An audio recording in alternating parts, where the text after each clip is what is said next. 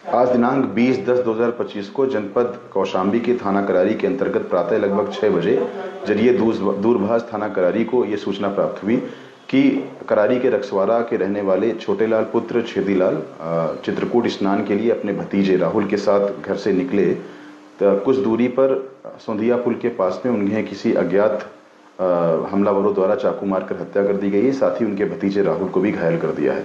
उक्त सूचना पर तत्काल जैसे ही थाना करारी की पुलिस मौके पर पहुंची तो शव की शिनाख्त करते हुए उसे कब्जे में लेकर के पोस्टमार्टम हेतु मर्चरी भेजा। साथ ही तब तक राहुल के परिजन उसे अस्पताल में भर्ती करा चुके थे।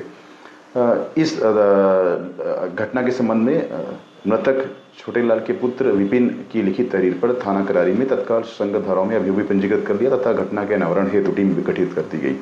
दौरान तफ्तीश ये प्रकाश में आया कि पुलिस को कुछ संदेह मृतक के साथ उसके भतीजे राहुल के संबंध में हुआ। उसका कारण ये था कि मृतक के शरीर पर चाकुओं के कई निशान थे, चाकू से ताबड़तोड़ हमला किया गया था, किंतु उसी की बाइक में बैठा हुआ भतीजा राहुल के शरीर पर कोई भी चोट आदि के निशान नहीं थे, ना ही उसके शरीर पर हार्ड एंड ब्लंट ऑब्जेक्ट या धारदार हथियार के कोई भी निशान पाए गए।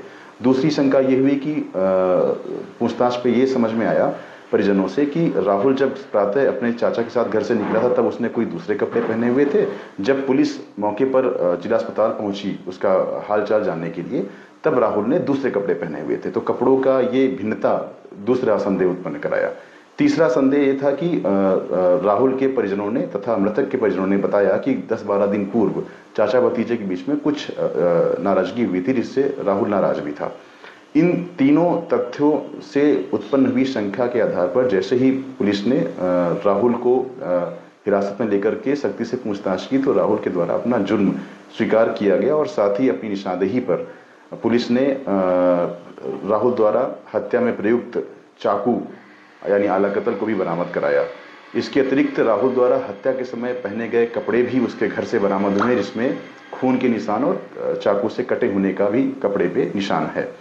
साथ ही राहुल द्वारा पूछताछ में जुर्म का स्वीकार करते हुए बताया गया है कि उसने एक प्लानिंग के तहत जो 4 अक्टूबर के आसपास वो चाचा से किसी बात से नाराज था, जमीनी विवाद से लेकर के, उससे वो इस फिराक में था कि कभी चाचा को वो हत्या कर सकता है और उसे एक अच्छा मौका दिनांक 20/10/2025 को चित्रकूट स्नान के बहाने से मिला, क्योंकि परंपरागत तौर पर पिछले कई महीनों से वो चाचा के साथ में चित्रकूट स्नान के लिए जाया करता था।